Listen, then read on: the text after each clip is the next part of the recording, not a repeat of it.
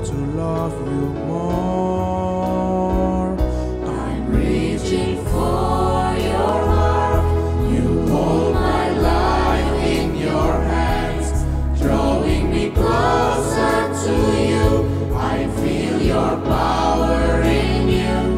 Nothing compares to this place where I can see you face to face. I worship you in spirit and in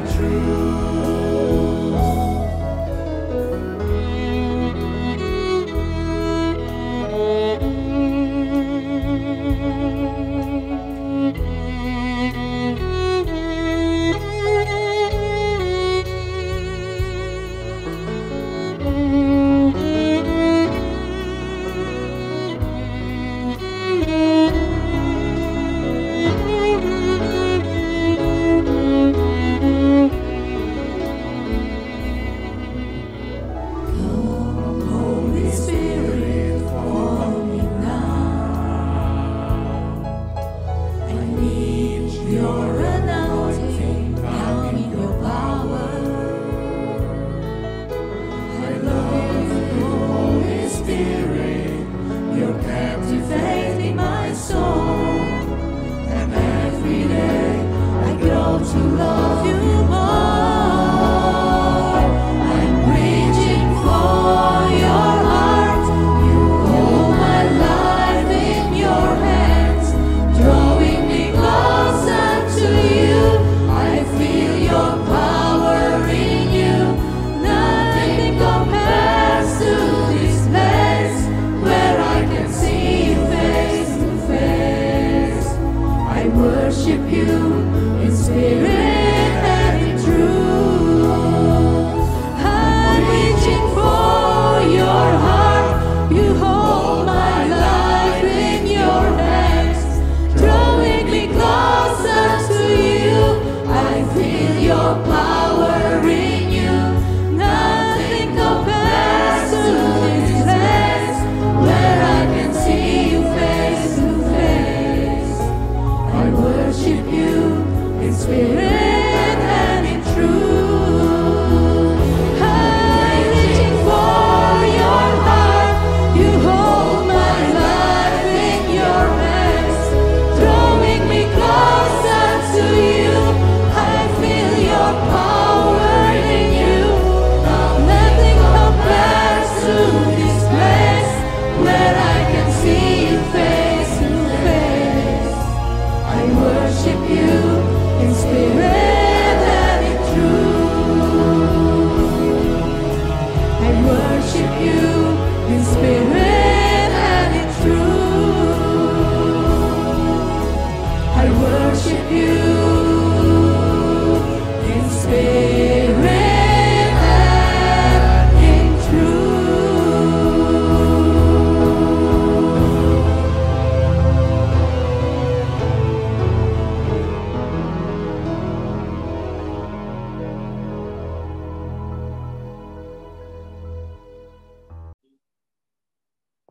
Pak pengamat Kristen bisa berdoa untuk firman Tuhan? Iya, terima kasih. Silakan. Mari teman-teman semua yang ada di Zoom dan di YouTube, kita bersatu hati berdoa untuk Tuhan kita. Bapa kami yang di surga, Tuhan Yesus Kristus, kami mengucap puji syukur dan berterima kasih Tuhan kepadamu.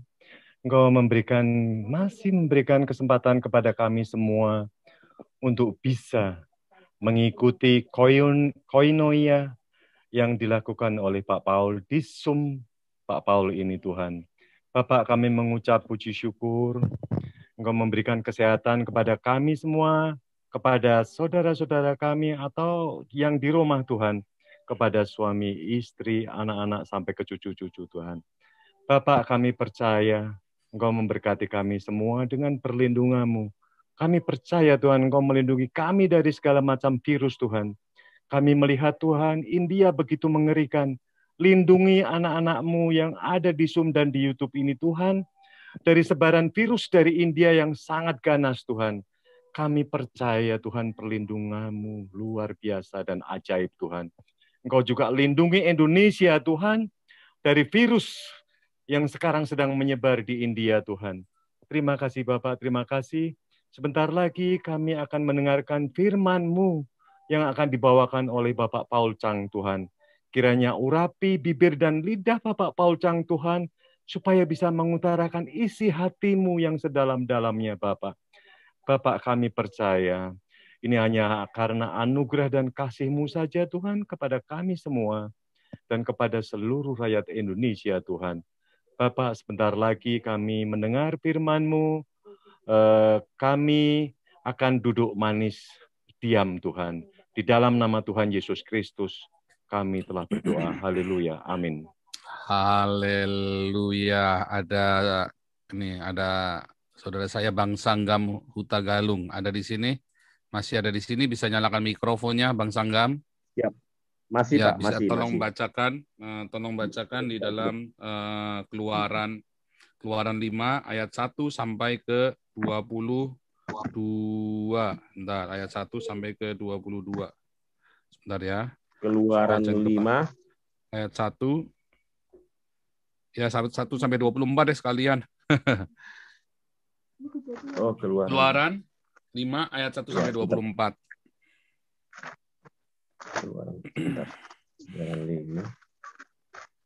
Keluaran 5 ayat 1 sampai 24.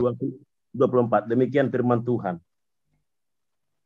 Judul yang diberikan oleh LAI, Musa menghadap Firaun, bangsa Israel makin ditindas. Kemudian Musa dan Harun pergi menghadap Firaun, lalu berkata kepadanya, beginilah firman Tuhan Allah Israel. Biarkanlah umatku pergi untuk mengadakan perayaan bagiku di padang gurun. Tetapi Firaun berkata, siapakah Tuhan itu yang harus kudengarkan firman-Nya untuk membiarkan orang Israel pergi? Tidak kenal aku Tuhan itu, dan tidak juga aku akan membiarkan orang Israel pergi. Lalu kata mereka, Allah orang Ibrani telah menemui kami. Izinkanlah kiranya kami pergi ke padang gurun 3 hari perjalanan jauhnya untuk mempersembahkan korban kepada Tuhan Allah kami, supaya jangan nanti mendatangkan kepada kami penyakit sampar atau pedang. Tetapi Raja Mesir berkata kepada mereka, Musa dan Harun, mengapakah kamu bawa bangsa ini melalaikan pekerjaannya? Pergilah melakukan pekerjaanmu. Lagi kata Firaun, lihat, sekarang telah terlalu banyak bangsamu di negeri ini. Masakan kamu hendak menghentikan mereka dari kerja paksanya? Pada hari itu juga Firaun memerintahkan kepada pengerah-pengerah bangsa itu dan kepada mandur-mandur mereka sendiri, tidak boleh lagi kamu memberikan jerami kepada bangsa itu untuk membuat batu bata, seperti sampai sekarang. Biarlah mereka sendiri yang pergi mengumpulkan jerami. Tetapi jumlah batu bata yang harus dibuat mereka sampai sekarang, bebankanlah itu juga kepada mereka, dan jangan menguranginya karena mereka pemalas. Itulah sebabnya mereka berteriak-teriak, izinkanlah kami pergi mempersembahkan korban kepada Allah kami. Pekerjaan orang-orang ini harus diperberat, sehingga mereka terikat kepada pekerjaannya, dan jangan mempedulikan perkataan dusta. Maka para pengerah bangsa itu dan para mandurnya pergi dan berkata kepada mereka, beginilah kata Firaun, aku tidak akan memberi jerami lagi kepadamu. Pergilah kamu sendiri mengambil jerami, di mana saja kamu mendapatnya. Tetapi pekerjaanmu sedikit pun tidak boleh kurang. Lalu berselaklah bangsa itu ke seluruh tanah Mesir untuk mengumpulkan tunggul gandum sebagai pengganti jerami. Dan pengerah-pengerah itu mendesak mereka dengan berkata, selesaikanlah pekerjaanmu, yaitu tugas sehari seperti pada waktu ada jerami. Lalu pengerah-pengerah Firaun memukul-mukul mandur-mandur Israel yang mereka angkat sambil bertanya, mengapakah kamu pada hari ini tidak menyelesaikan jumlah batu bata yang harus kamu buat seperti kemarin? Sesudah itu pergilah mandur Israel kepada Firaun dan mengadukan halnya kepadanya. Mengapakah Tuanku berlaku seperti itu terhadap hamba-hambamu ini? Jerami tidak diberikan lagi kepada hamba-hambamu ini, tetapi walaupun begitu, kami diperintahkan, buatlah batu bata dan dalam pada itu hamba-hambamu ini dipukuli, padahal rakyat Tuanku lah yang bersalah. Tetapi ia berkata, pemalas kamu, pemalas. Itulah sebabnya kamu berkata, izinkanlah kami pergi mempersembahkan korban kepada Tuhan. Jadi sekarang pergilah bekerja. Jerami tidak akan diberikan lagi kepadamu. tetapi jumlah batu bata yang sama harus kamu serahkan. Maka mengertilah para mandor Israel bahwa mereka ada dalam keadaan susah, karena dikatakan kepada mereka, kamu tidak boleh mengurangi jumlah batu bata pada tiap-tiap hari. Waktu mereka meninggalkan Firaun, berjumpalah mereka dengan Musa dan Harun yang sedang menantikan mereka. Lalu mereka berkata kepada keduanya, kiranya Tuhan memperhatikan perbuatanmu dan menghukumkan kamu, karena kamu telah membusukkan nama kami kepada Firaun dan hamba-hambanya. Dengan demikian kamu telah memberikan pisau kepada mereka untuk membunuh kami. Lalu Musa kembali menghadap Tuhan, katanya, Tuhan, mengapakah kau perlakukan umatmu ini begitu bengis? Mengapa pula aku yang kau utus? Sebab sejak aku pergi menghadap Firaun untuk berbicara atas namamu, dengan jahat diperlakukannya umatmu ini, dan engkau tidak melepaskan umatmu sama sekali. Tetapi Tuhan berfirman kepada Musa, sekarang engkau melihat apa yang akan kulakukan kepada Firaun. Sebab dipaksa oleh tangan yang kuat, ia akan membiarkan mereka pergi. Ya, dipaksa oleh tangan yang kuat, ia akan mengusir mereka dari negerinya. Demikian firman Tuhan, Pak. Haleluya. Ya, saya akan mengulang satu ayat ini ya, bagus sekali nih yang saya kasih merah ini. Lalu mereka berkata kepada keduanya,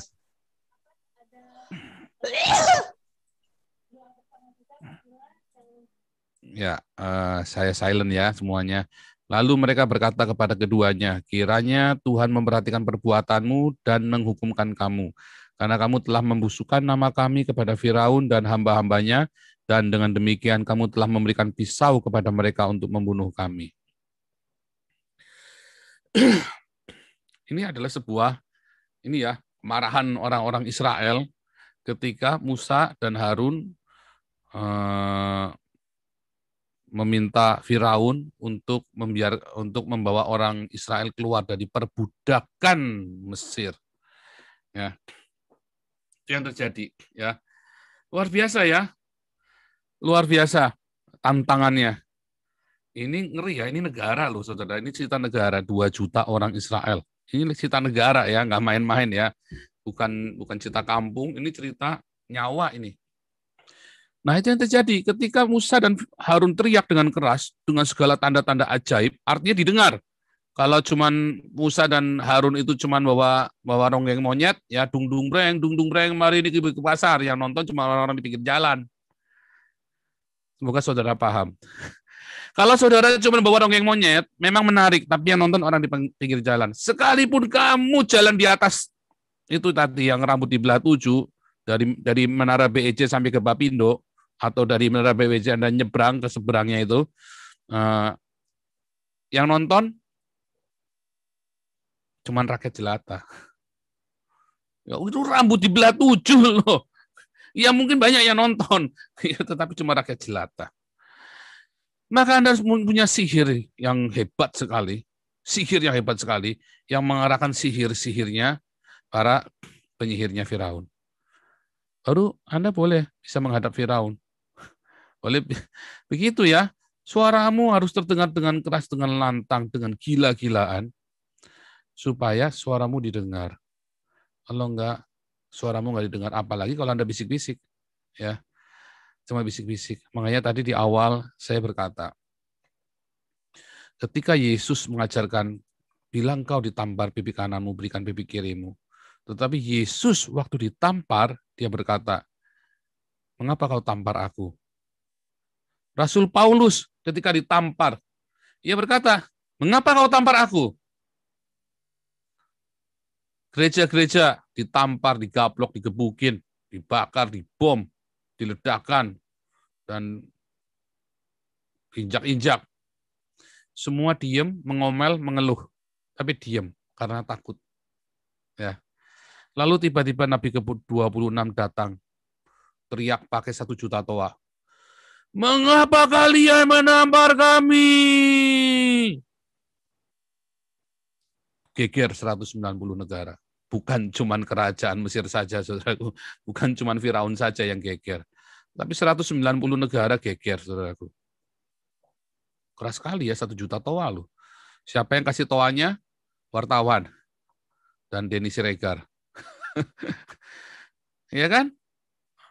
Cokro TV dan wartawan yang kasih tahuannya.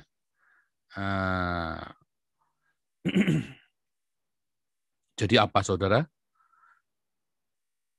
Seringkali yang namanya kenabian itu diperlukan di sebuah gereja, di sebuah komunitas, di sebuah kelompok sosial, negara, bahkan negara. Nabi bukanlah sebuah perkara yang tabu untuk diucapkan. Bagi beberapa orang agamawi, sudah tidak ada nabi lagi. Siapa bilang?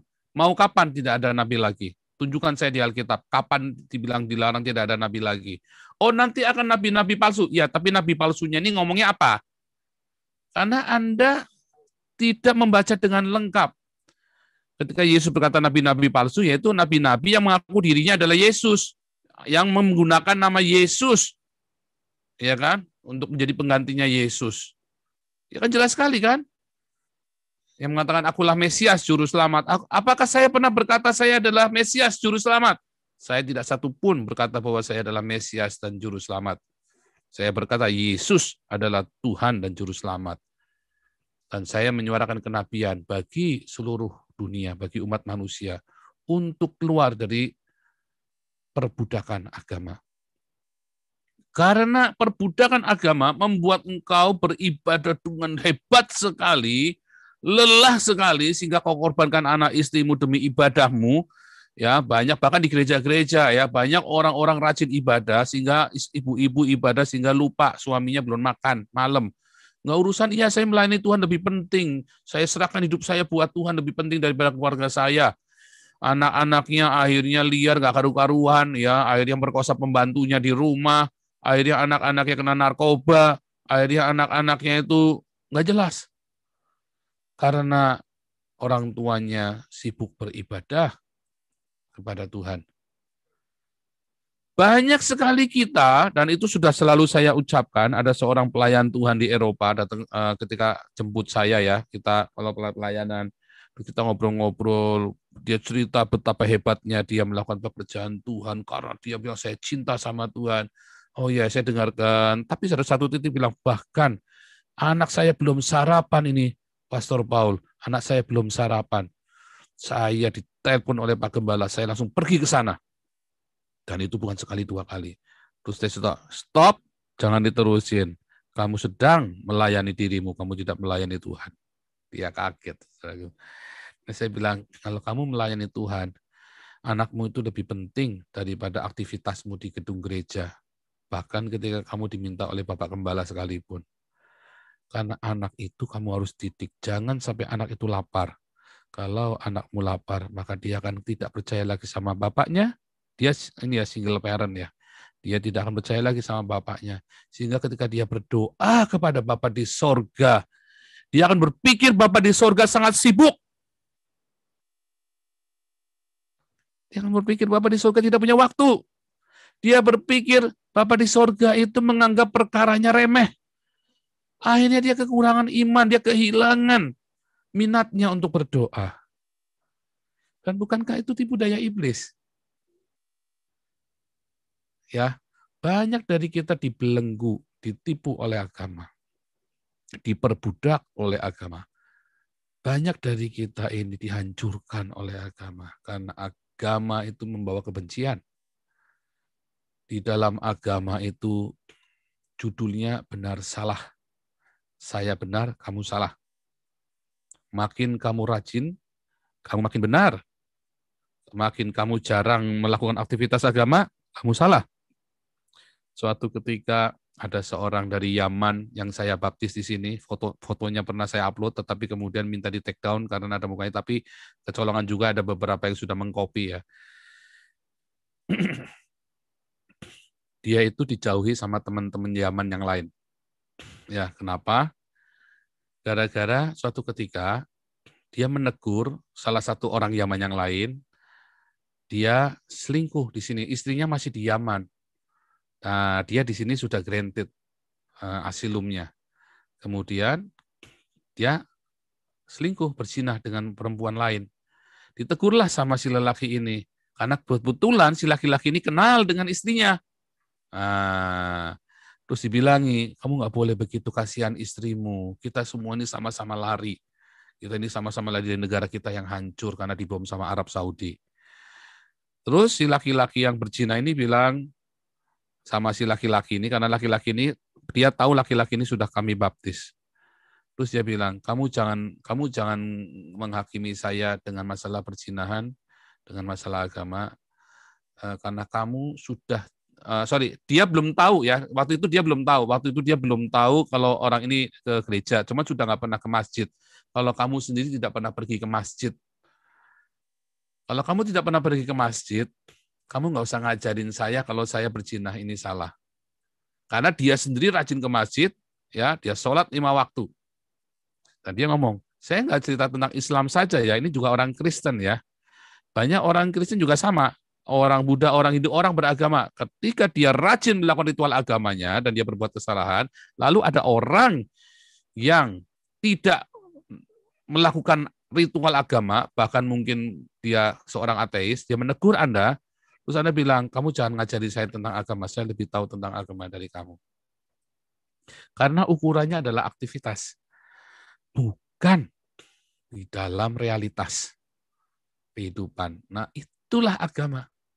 Banyak sekali orang-orang beragama ya akhirnya menghakimi orang yang tidak beragama. Sedangkan banyak sekali orang-orang yang tidak beragama justru hidupnya lebih saleh. Itulah orang Samaria yang baik hati yang di dalam Lukas 13 itu.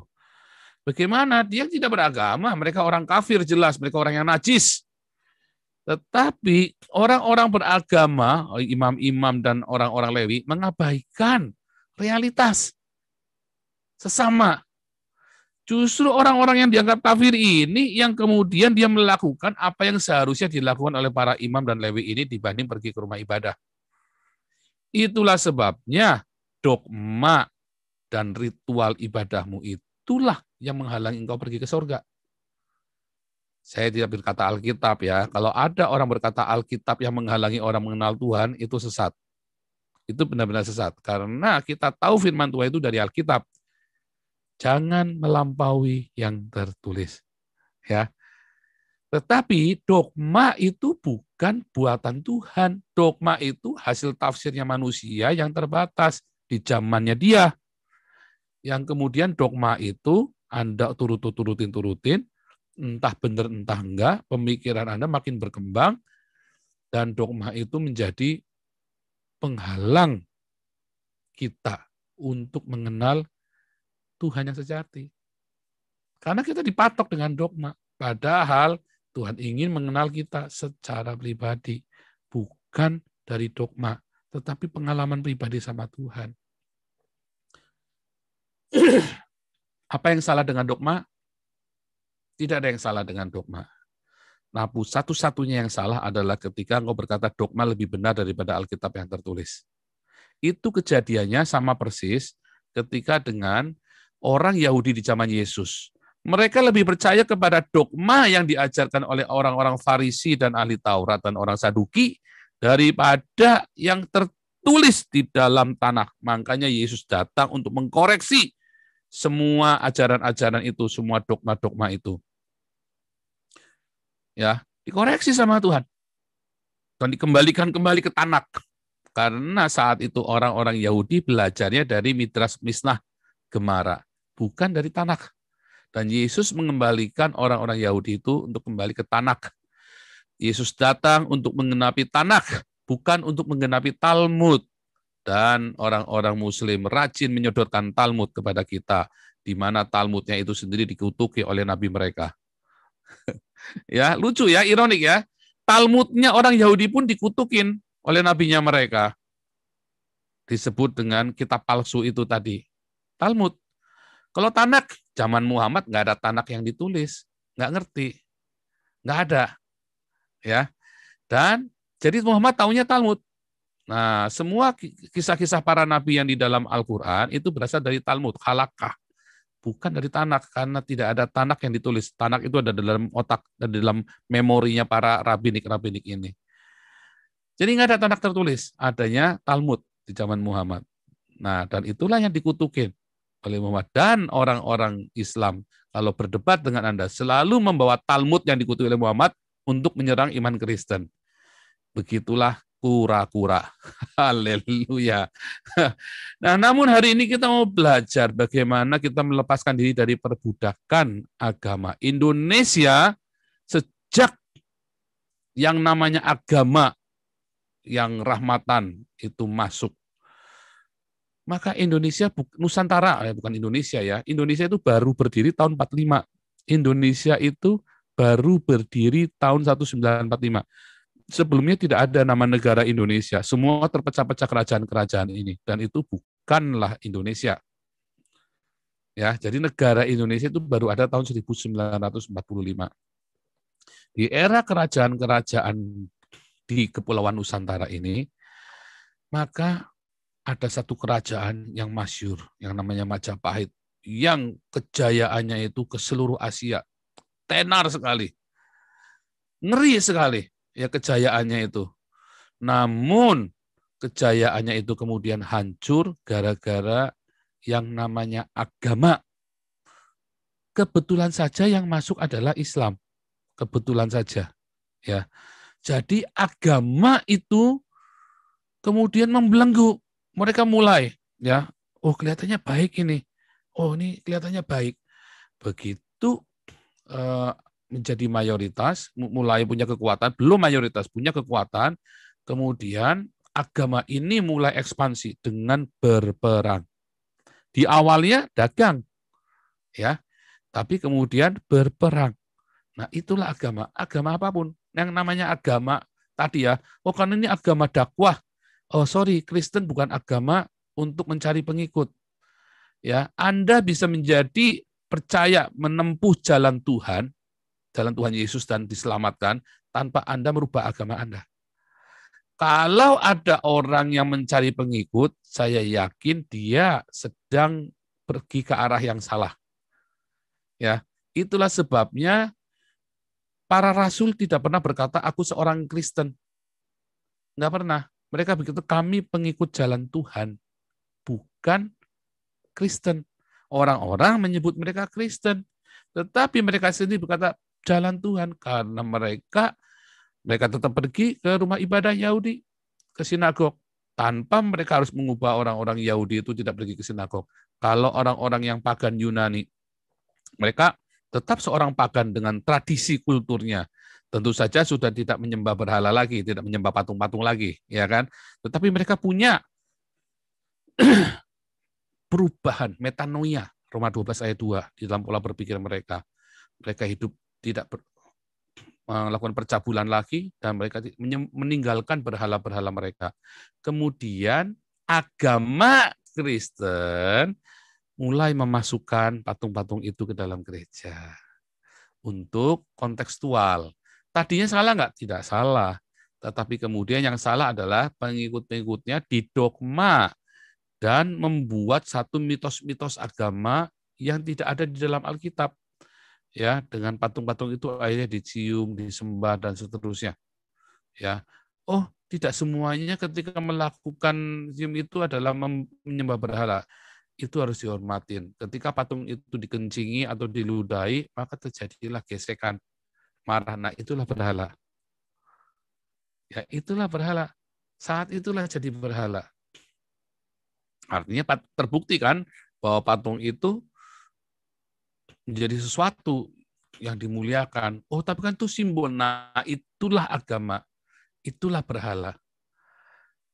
Semoga saudara-saudara paham. Sekarang di zaman Nusantara, Nusantara ini kemudian dijajah oleh yang namanya agama. Makin kuat. Kemudian orang-orang Eropa ini masuk, ya, dan membawa agama yang lain pula. Agama.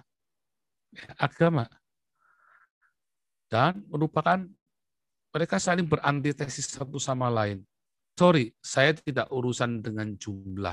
Saya tidak mau orang cari pengikut. Misi saya adalah memberitakan kebaikan, kasih Kristus. Maka dia nggak suka selfie, terus, nih jemaat saya sudah sekian, Enggak. Dia bikin sekolah, dia bikin klinik, dia rawat itu orang-orang. Mereka tidak pernah di Kristen melihat Yesus di dalam Romo Van Lith. Dan mereka datang kepada Yesus tanpa harus menjadi Katolik.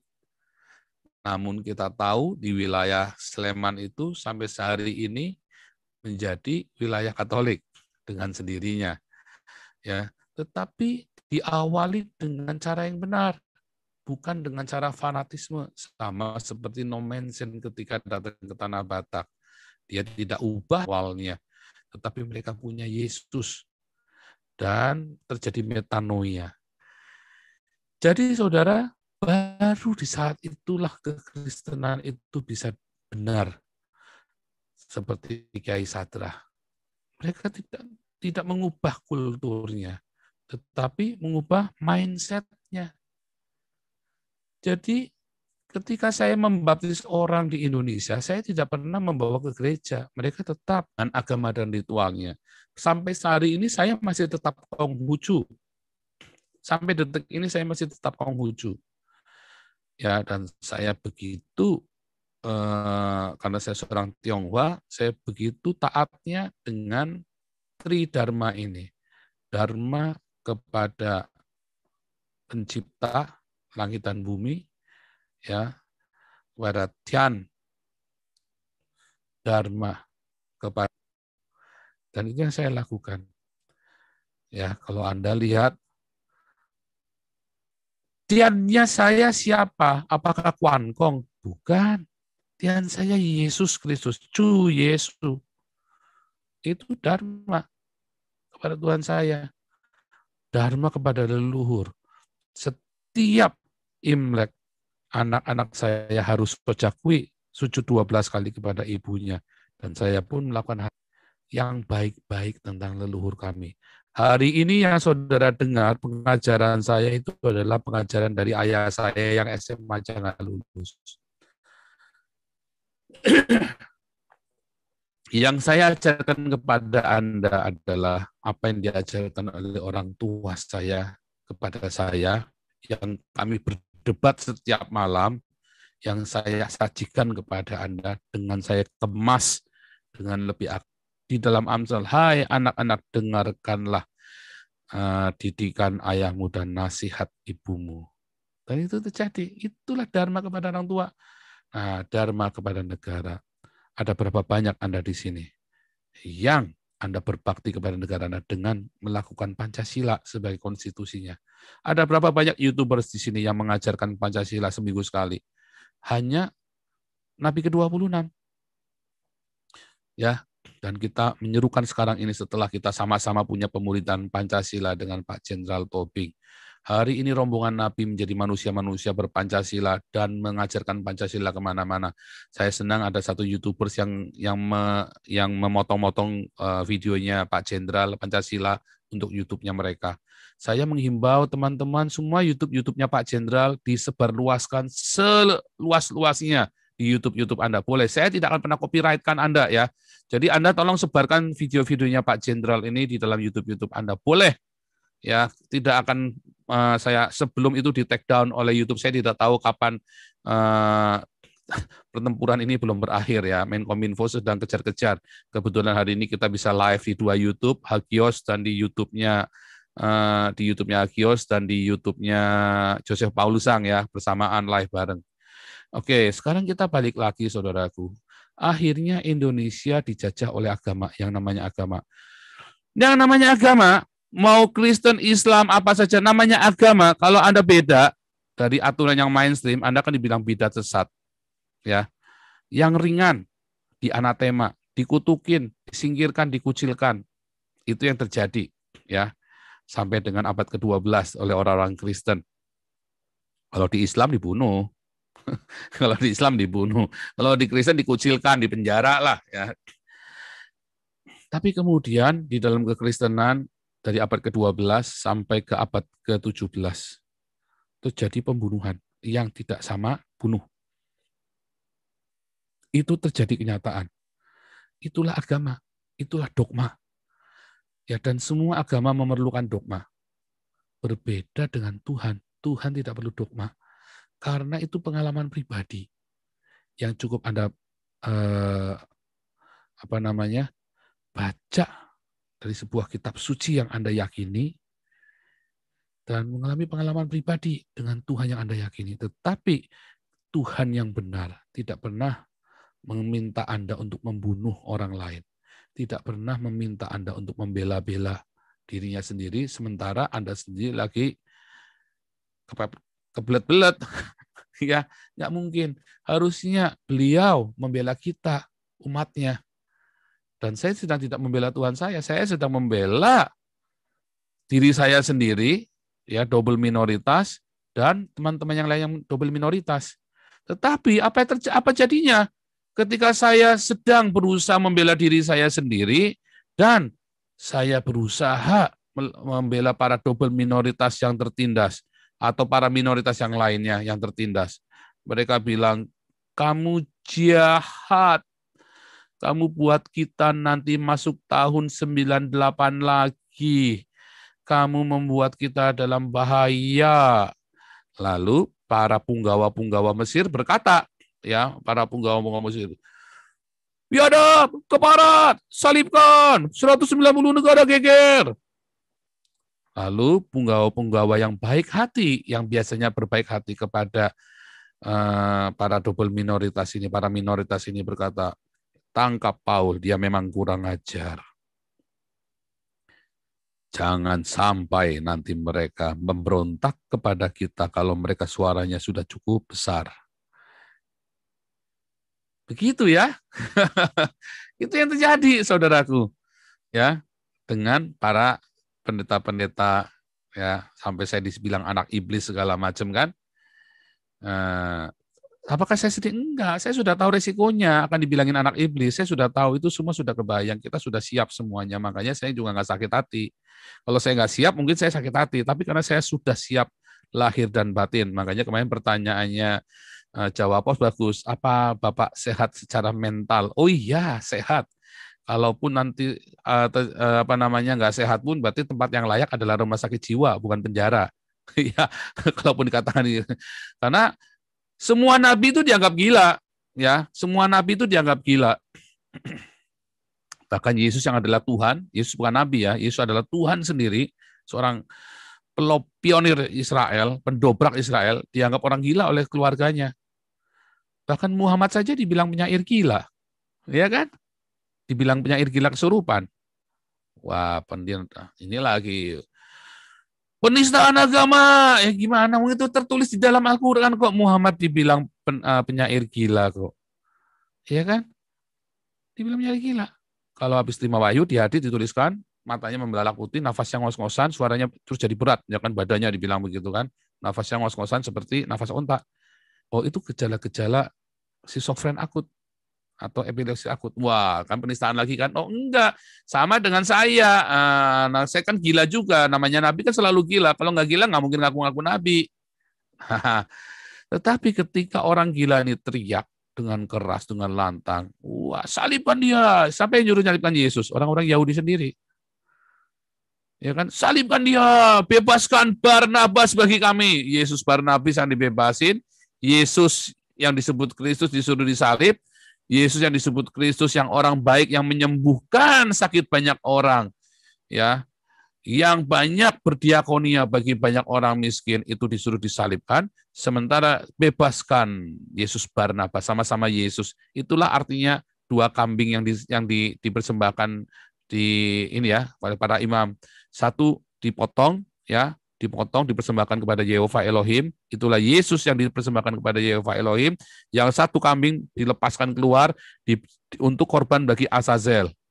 Ya kan ada dua Yesus, Yesus yang disebut Kristus dan Yesus Barnabas. Ya, itulah yang terjadi. Nah, ketika Anda orang-orang yang munafik Anda eluk-elukan, orang-orang yang munafik, orang-orang yang justru menghisap uang Anda untuk beli Rolex dan beli Alfa serta beli jet pribadi, Anda elu-elukan. yang dikatanya Anda sebut, wah ini lebih baik yang begini nih, daripada orang-orang yang berkata, ayo kasih uangmu untuk orang miskin.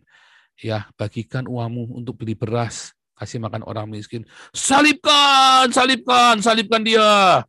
Dan itu yang terjadi. Ya, itu karena apa? Karena roh ketakutan. Karena Anda ada dalam roh penindasan. Anda sedang ditindas rohmu. Bahkan para pendeta-pendeta pun, pendeta-pendeta besar ini, ya, besar badannya maupun besar mulutnya, ya kan, atau besar gerejanya. Anda sedang ditindas oleh roh ketakutan. Mereka juga sama, punya roh ketakutan yang sama, bahkan mungkin lebih besar. Takut gerejanya dibakar. Kemarin Jawa Pos ngomong sama saya, siapa ya? Detik ya, atau Jawa Pos saya lupa, atau Tirto. Tapi nggak ditulis semua Tirto sama Detik ya, yang ditulis semua lengkap itu Jawa Pos. Memang acung angkat jempol 4 buat Jawa Pos. Teman-teman semuanya subscribe YouTube-nya Jawa Pos ya. Itu luar biasa sekali ya, kita support. Kita harus support orang-orang yang mensupport, yang dia tidak mensupport tetapi mereka itu netral ya. Netral. Support ya, Jawa Pos support. Saudara, balik lagi tadi. Ketika roh ketakutan itu disiarkan, bahkan Ade Armando pun menyiarkan ketakutan itu kepada khalayak ramai. Ngeri ya? Wah, hati-hati nanti akan terjadi. Wah, hati-hati nanti akan terjadi persekusi terhadap orang Tionghoa. Wah, Anda ditakut-takutin lagi. Ngeri, saudara. Ngeri, saudara. Ngeri. Saya mau share kepada Anda satu screen ya. Inilah roh ketakutan, saudaraku. Saya mau tunjukkan kepada Anda. Lihat, ini saya Facebook saya yang lama sekali ya. Saya komentar ya sama si Ade Armando. Ini kalian nyarinya susah ya, komentarnya dia tidak terstruktur. Lihat. Ade Armando, saya sudah bosan merasa takut dan tolong hentikan retorika Anda menyebarkan intimidasi kepada double minoritas seperti saya. Lihat orang-orang di YouTube saya yang sudah berhenti takut. Anda rombongan Nabi sudah lepas dari rasa takut. Haleluya, saya bersuka cita. Akan muncul orang-orang seperti saya di Indonesia. Dan saya juga sejak di Indonesia saya sudah berani dan saya datangi para ustadz dan membaptis beberapa dari mereka. Daripada ngerasani dan fitnah saya, lebih baik diskusi terbuka dengan saya, wahai Pak dosen moderat yang terhormat. Moderat tertawa jahat. Lihat, gara-gara beliau ngomong begini ya. Joseph Paulusnya tidak perlu dibela, kita paham warga Kristen Tionghoa banyak ditindas. Tetapi dengan meracau dan menghina Nabi Muhammad, Joseph Paulusnya justru memberi alasan bagi kaum radikal untuk memperpanjang penindasan.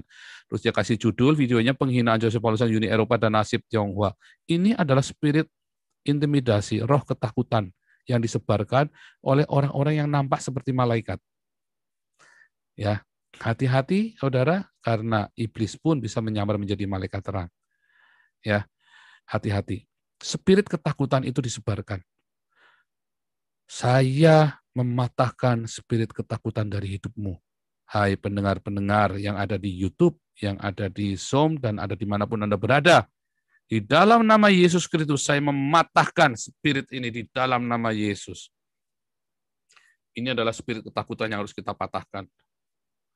Ya, ini adalah spirit ketakutan yang harus kita patahkan bersama di dalam nama Tuhan Yesus Kristus. Ya, kita patahkan. Ini spirit ketakutan namanya. Ya.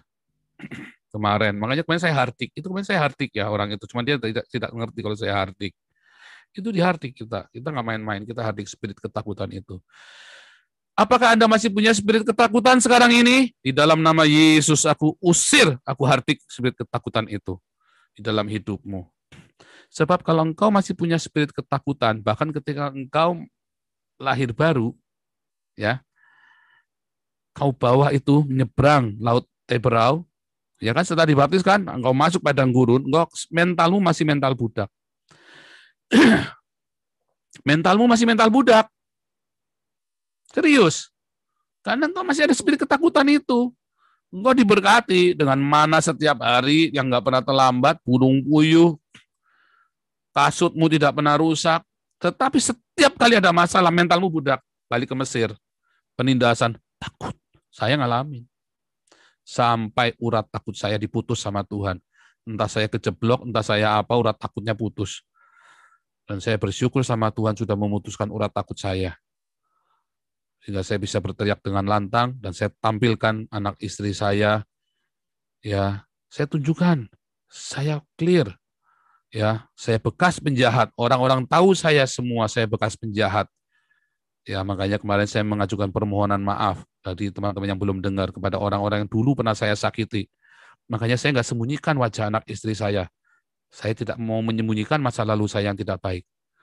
Tetapi Tuhan sudah putuskan semuanya itu. Tuhan kasih kita hidup yang baru untuk memulai yang baru. Dan kalau Anda masih punya rasa ketakutan, maka ketakutan itu bukan dari Tuhan. Karena di dalam kasih tidak ada ketakutan. Maka saya hari ini berdoa kepada Anda semua yang mendengarkan firman Tuhan ini. Aku mematahkan roh ketakutan di dalam hidupmu, di dalam nama Tuhan Yesus Kristus, dan keberanian dari sorga, keberanian dari Roh Kudus Yesus memenuhi hidup Anda, sehingga Anda berani untuk melakukan marturia dengan lantang, dan Anda berani melakukan diakonia dengan lantang. Anda menyuarakan kebenaran dan keadilan dengan lantang di dalam nama Tuhan Yesus Kristus. Saya sebarkan roh yang kudus dari surga untuk memenuhi hidup Anda. Dan rema yang dari surga yang akan memberikan terobosan dalam hidupmu, breakthrough di dalam hidupmu, dan membuat engkau menjadi seperti Kristus. Karena di dalam kasih Kristus tidak ada ketakutan. Haleluya. Kita akan dengarkan pujian sekali lagi. Haleluya. Tuhan Yesus baik ya. Luar biasa. Tuhan Yesus baik sekali.